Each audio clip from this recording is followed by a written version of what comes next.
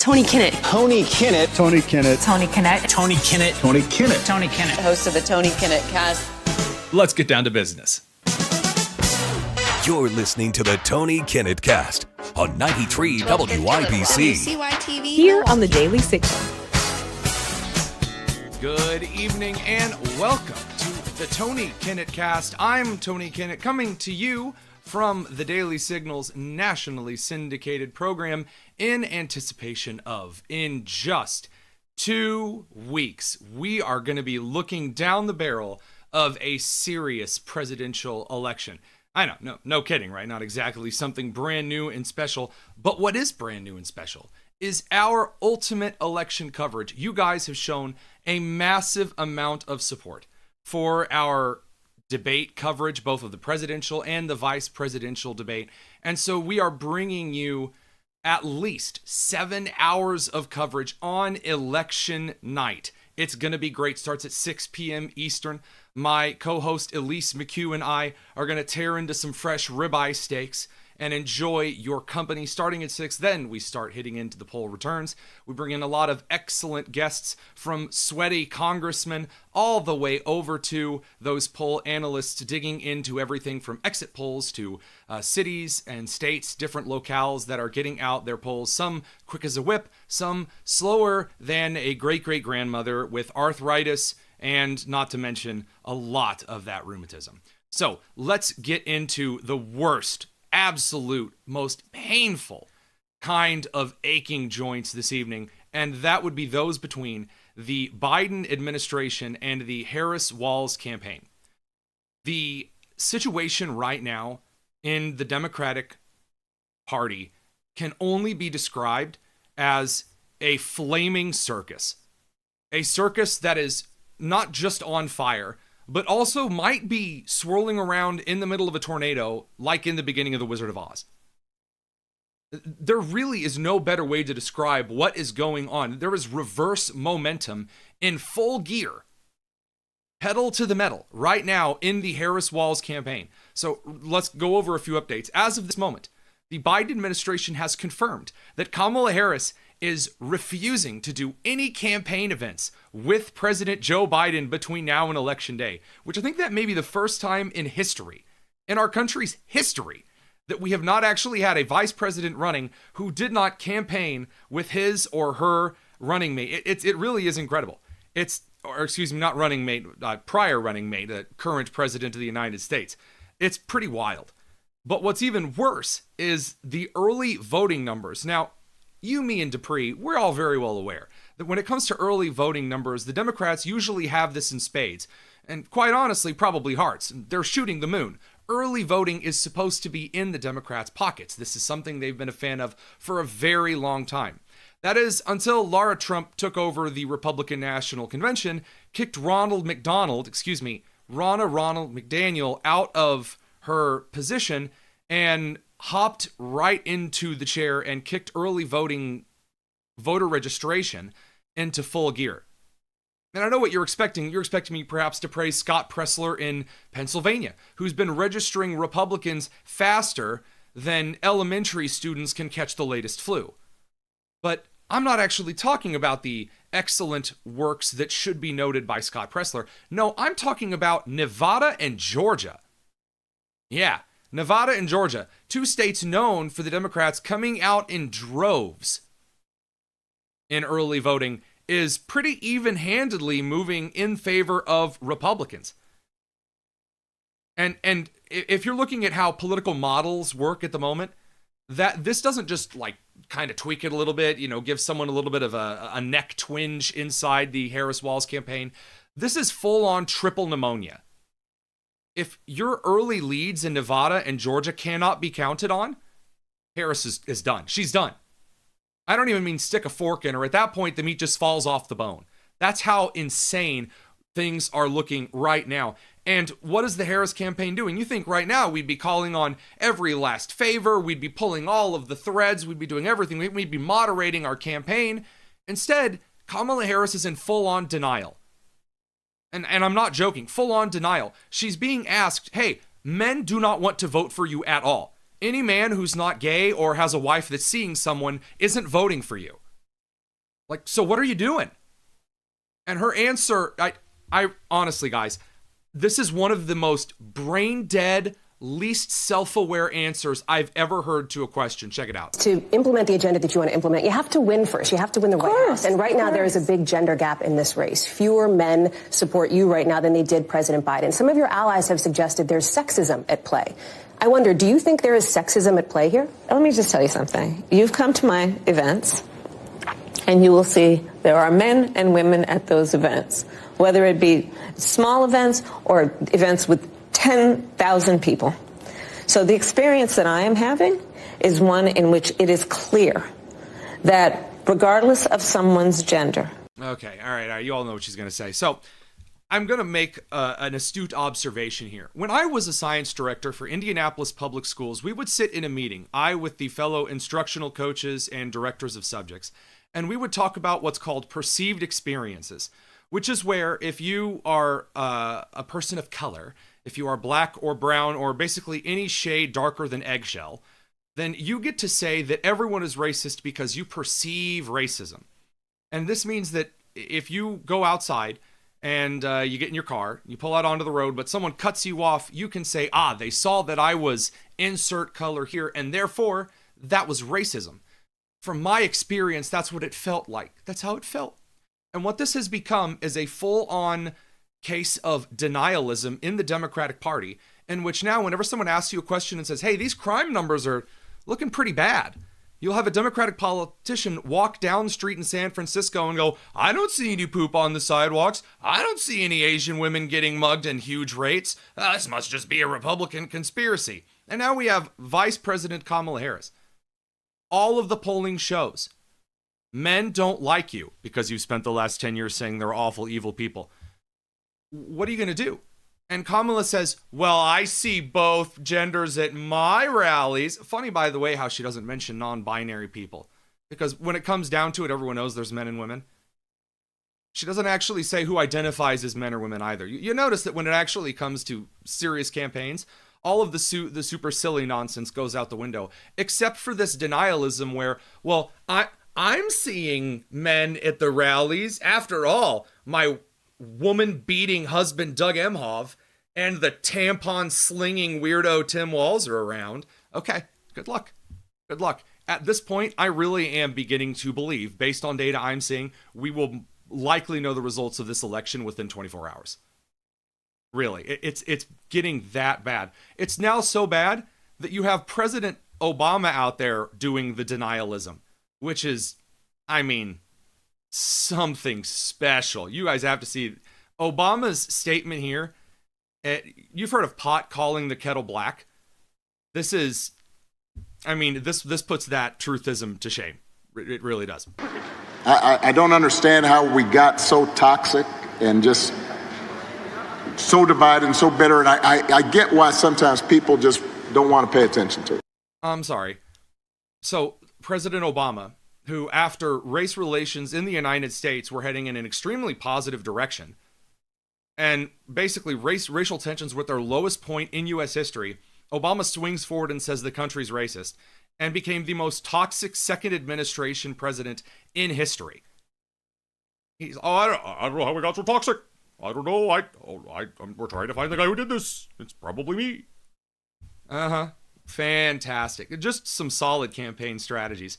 And it's not just affecting Georgia and Pennsylvania and Nevada.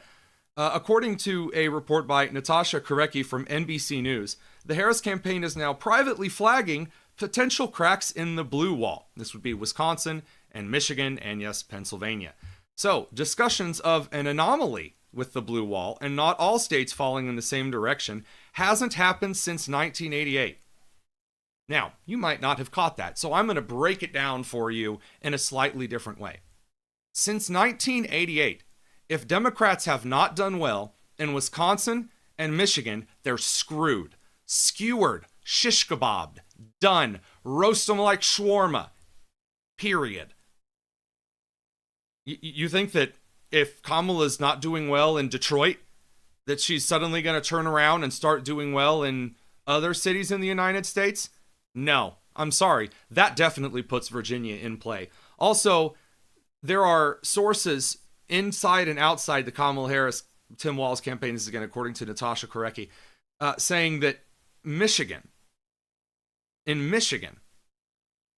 is the greatest threat, not Wisconsin. A lot of people have been suggesting, well, Wisconsin is likely to go red because, they had Scott Walker, so, they might go red. And I've said this a long time. No, the most suburban women by per capita, the most suburban women as a voting bloc, are active in the state of Wisconsin. And given that this election is bent towards suburban white women of the blue wall, Wisconsin, Michigan, and Pennsylvania, Kamala Harris has the best chance in Wisconsin. And if she's losing, of all places, Michigan, because she can't even get Arabic and Muslim groups to endorse her, she's cooked. She really is cooked. And by the way, Democrats are just openly admitting now that North Carolina might be completely slipping away from the grasp of the Harris-Walz campaign. This kind of denialism is only made worse by a couple of October surprises. Before we get to those October surprises, though, we got to talk election integrity, and that we have Joy Pullman on from The Federalist up next. Stick around. It's the Tony Kinnett Cast here on the Daily Signal, nationally syndicated, and first on 93 WIBC. Are you too busy to exercise?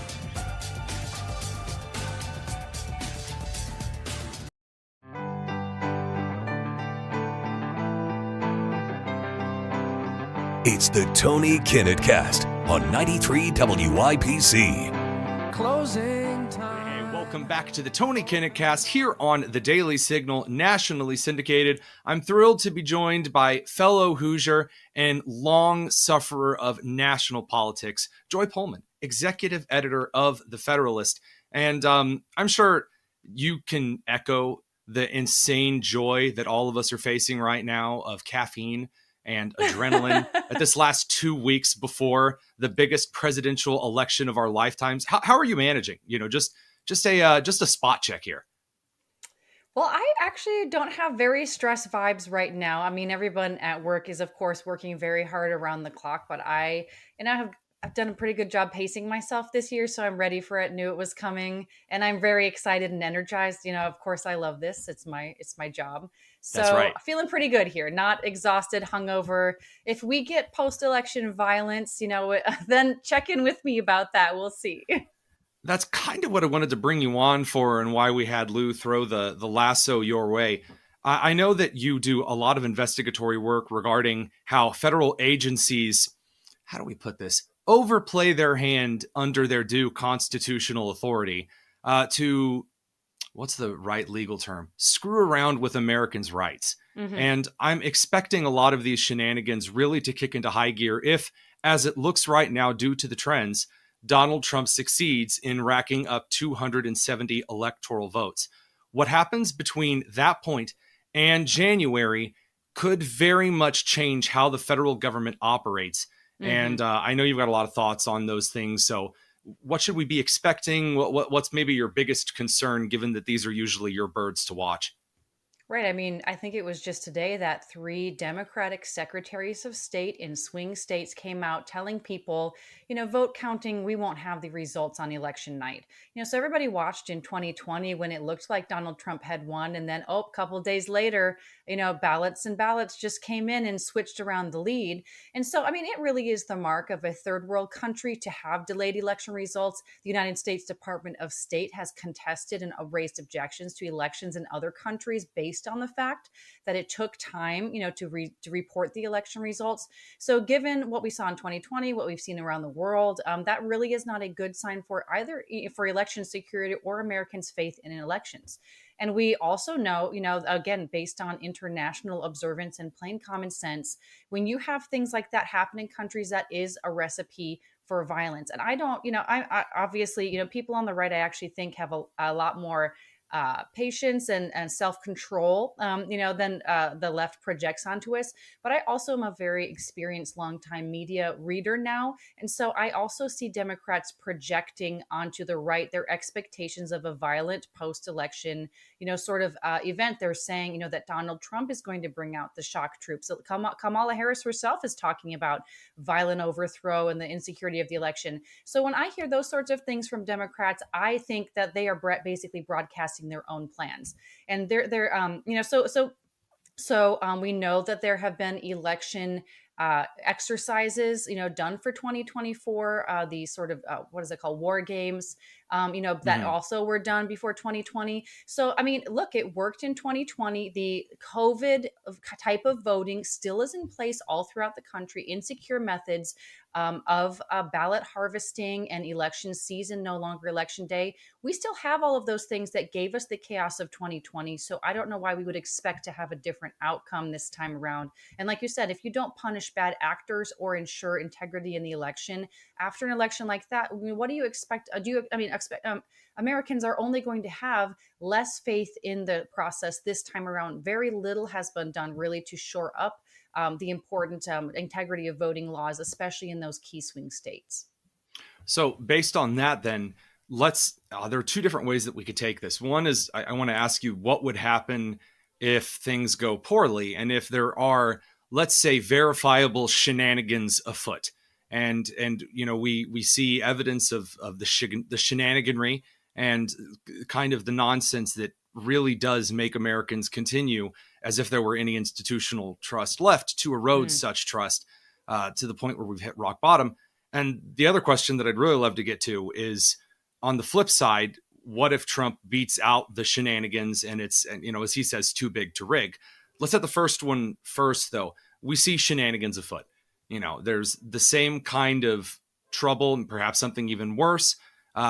What do you think? Democrats are talking about, the National Guard, rattling their chain in the same way they did, pre-January 6th, 2021, basically putting military units on notice that they'd better do what Democrats want or they will be called insurrectionists, et cetera, right? So we are seeing lots of these little red flags, these sort of limited hangouts, these sort of, things being floated in the public eye to prepare the psyche for what may happen.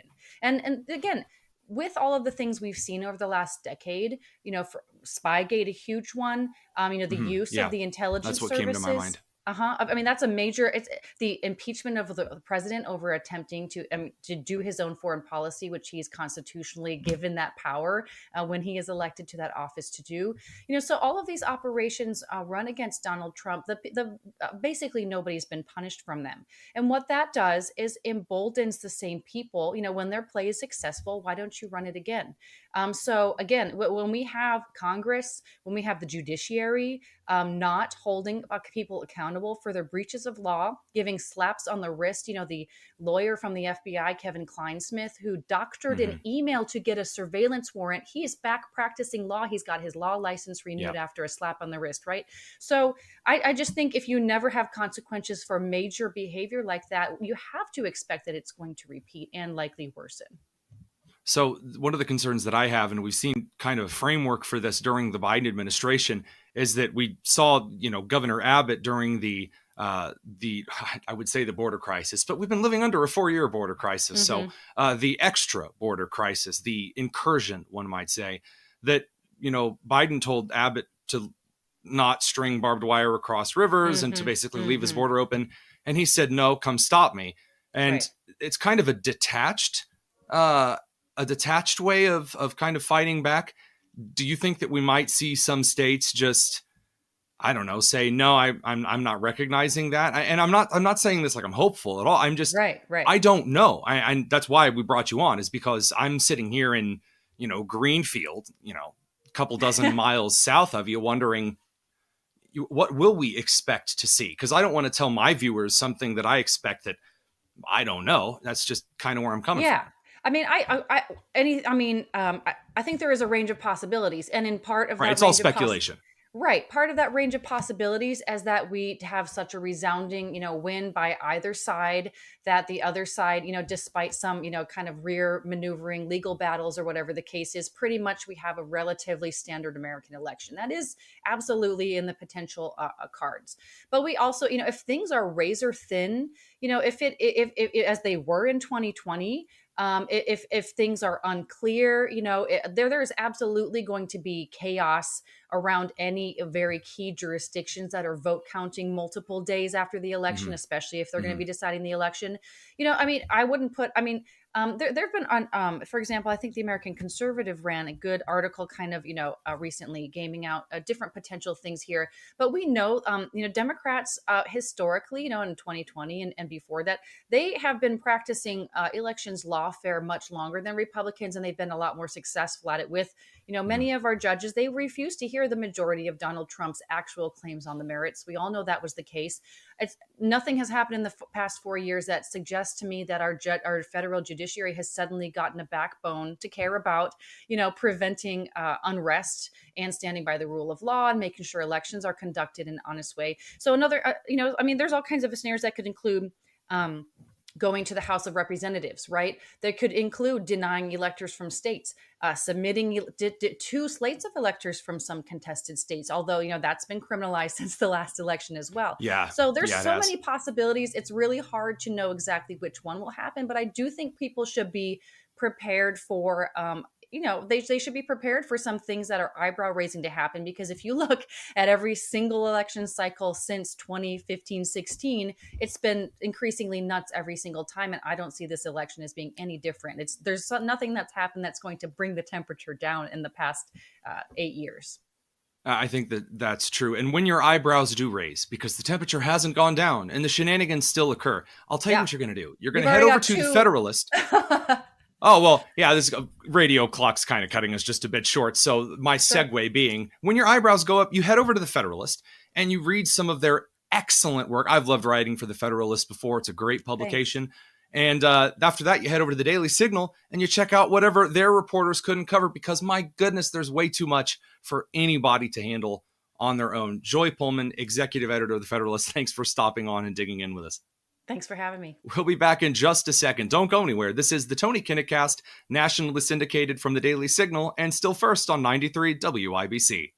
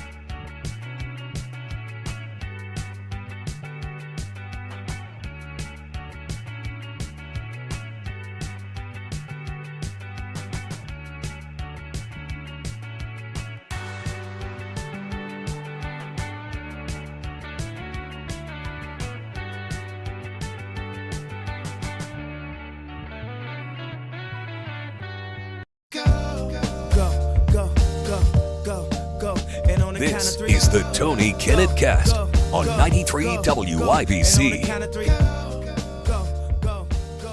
Honestly, I had trouble coming up with a title for this particular segment. And for those of you who don't just listen onto the radio or the podcast, but you're either watching on TV via a streaming service or on the live streams on X or on YouTube, you'll notice this fancy little chyron below here. And the title of the show tonight is "The October Surprises Will Continue Until Morale Improves." But even that doesn't do the true number of October surprises at hand justice. So first of all, what's an October surprise? An October surprise is something that happens right before a major election that has the ability to flip or drastically alter the outcome of said election. Now, normally there is one or quite possibly two October surprises. We are now at a position of which there are so many October surprises. Allison, do you know what great holiday for Midwestern Americans takes place in October? I believe that's Halloween. You are incorrect. It's Toyotathon. Toyotathon occurs in October, Allison. And so therefore, I am declaring this the October Surprise-a-thon, ladies and gentlemen. I know. Yeah, that's right. Applause, cheering, confetti. The October Surprise-a-thon. And because Americans now have the memory of goldfish with Alzheimer's, because news cycles last about 15 minutes maybe, you might have forgotten some of the October surprises just since 10/1. So let's go over a few of them.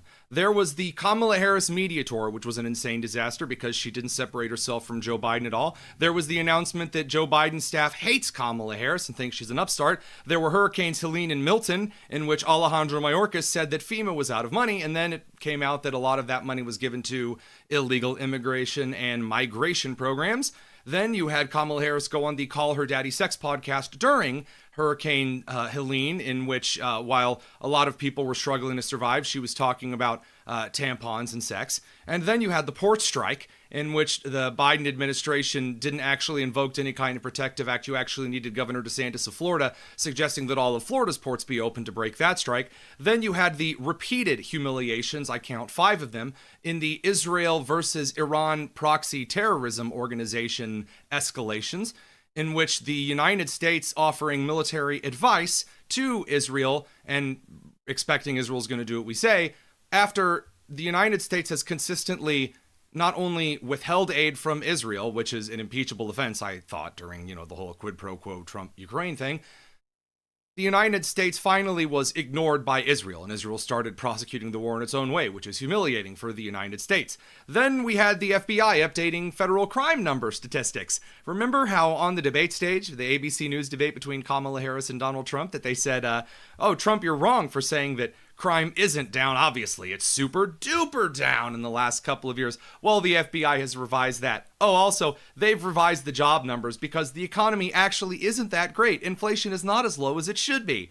And then, of course, we have Kamala Harris being exposed for plagiarism, example number 1, in which she ripped a bunch of her passages in her book Smart on Crime from Wikipedia and other sources. Well, now, ladies and gentlemen, there's October surprise Kamala Harris plagiarism moment number 2. According to Steve Guest, who's the guy who brought this to my attention, the Washington Free Beacon has an excellent article on how Kamala Harris plagiarized pages of congressional testimony from a Republican.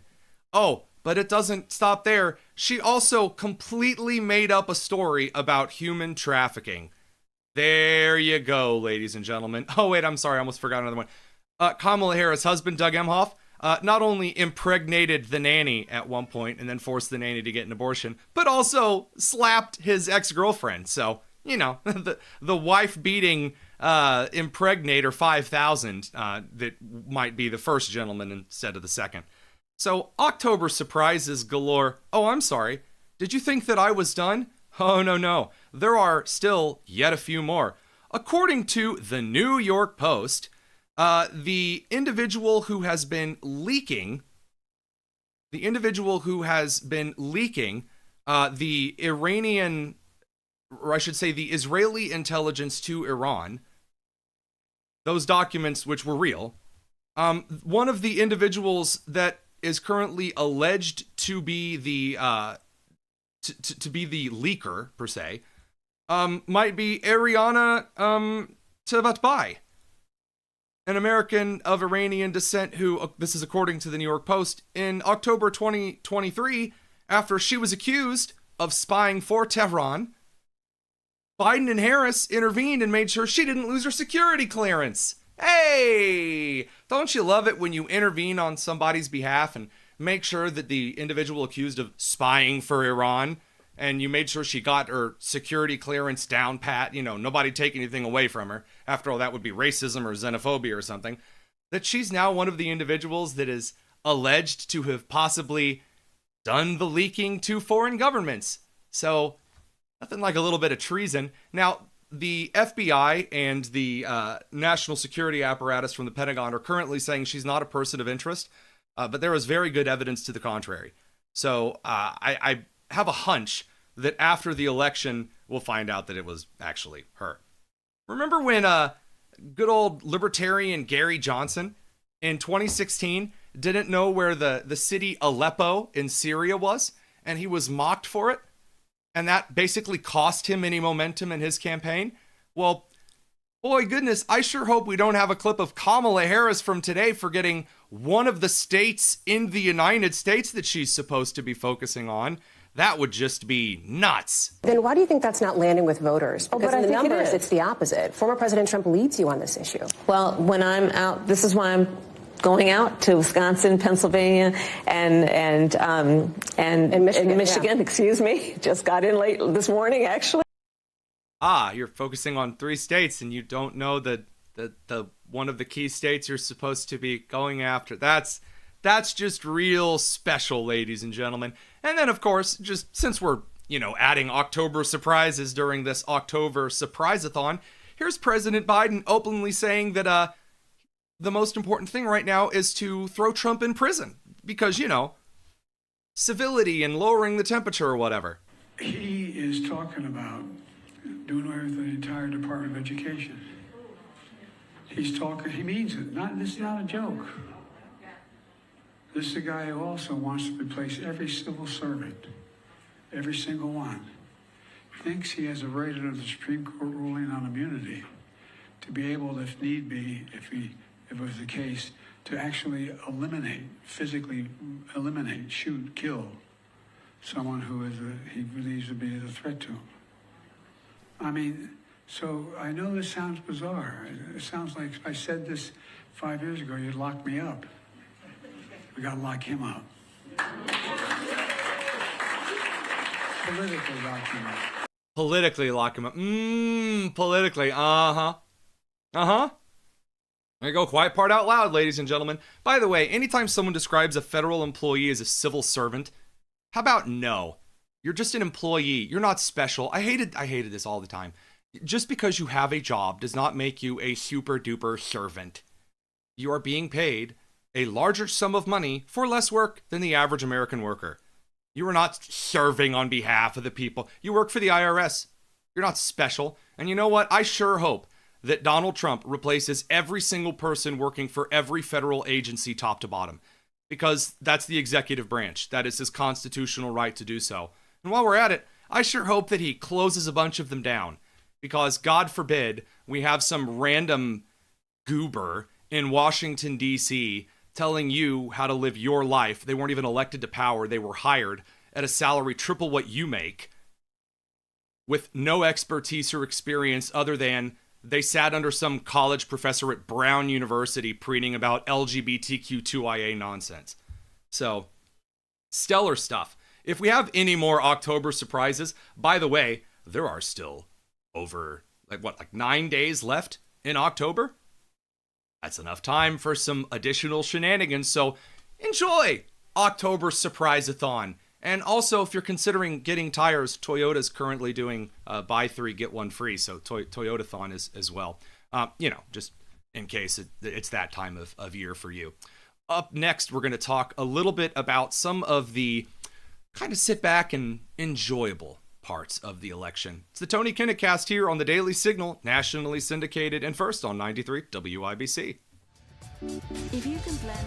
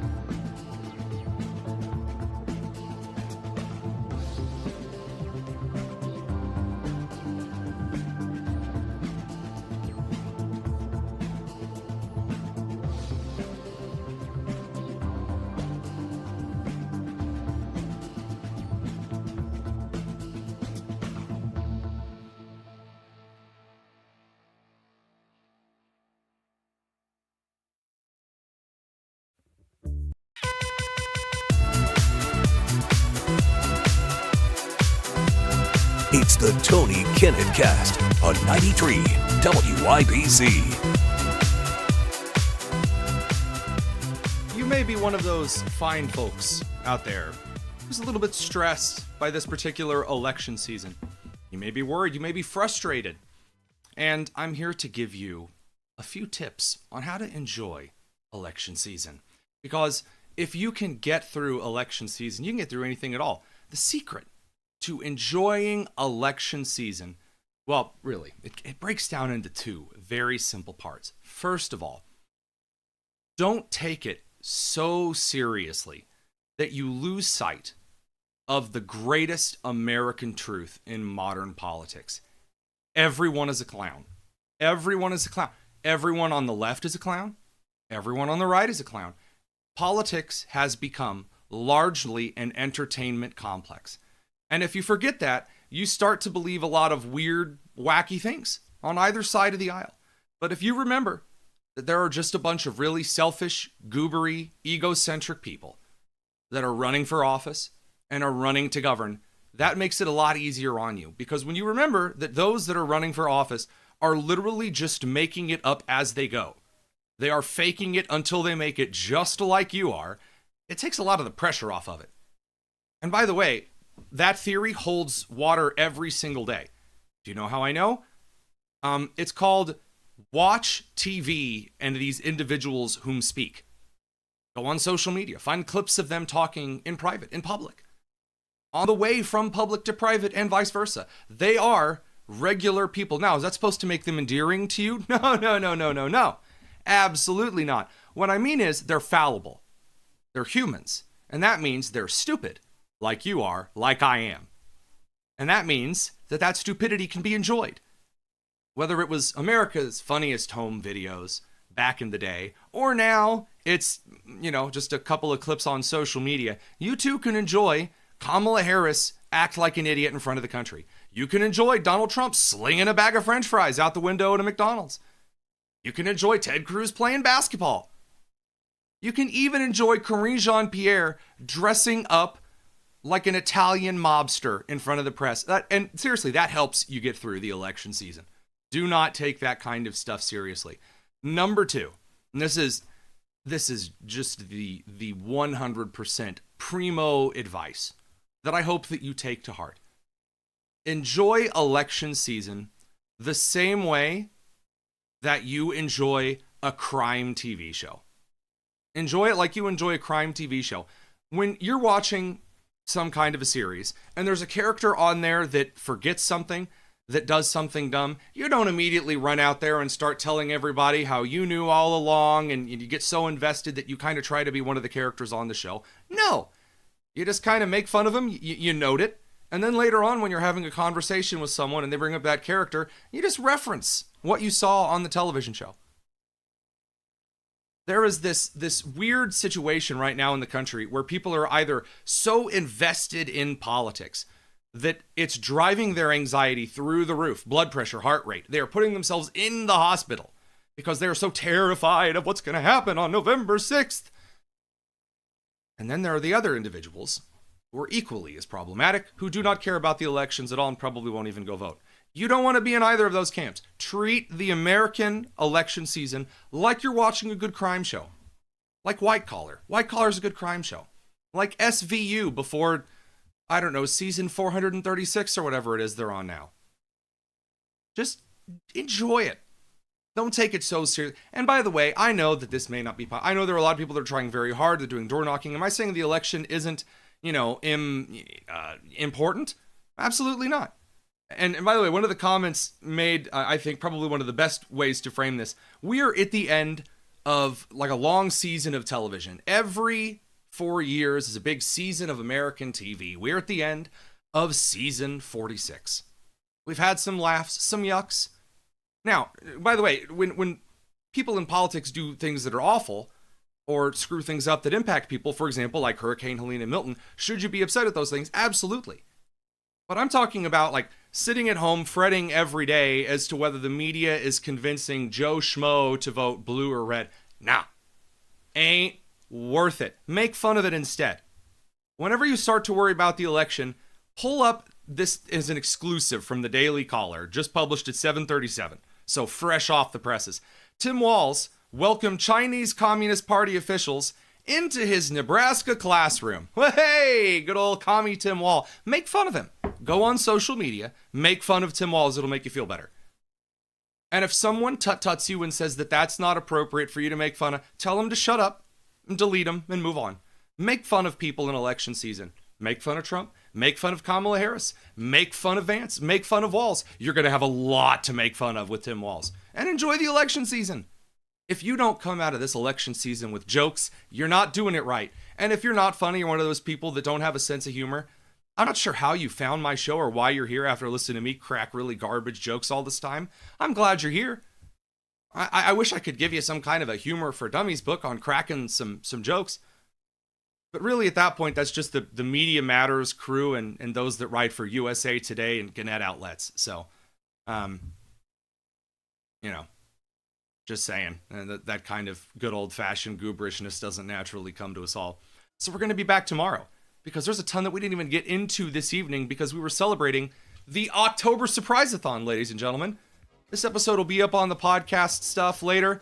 It'll be fun. Thanks for tuning into the Tony Kinnecast. Producers Allison Lemons, Lou Scataglia, and Daniel Elmore. We'll see you tomorrow.